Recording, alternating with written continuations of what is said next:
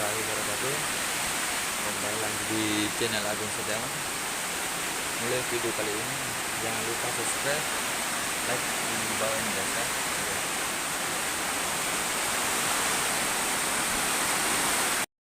Inilah kondisi sekarang saat ini di bagian Sulbar.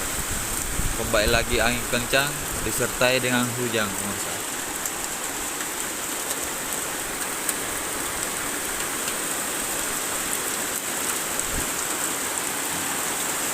Lihat kondisi ya.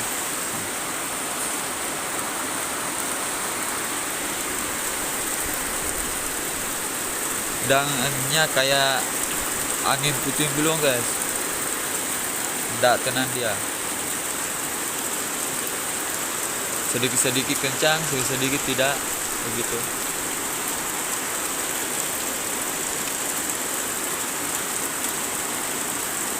Alhamdulillah dengan adanya air hujan, dengan datangnya air hujan, angin agak-agak redup guys ya, agak redup. Seandainya tidak ada hujan, tambah kencang lagi guys, tambah kencang anginnya guys ya. Lihatlah. Oke.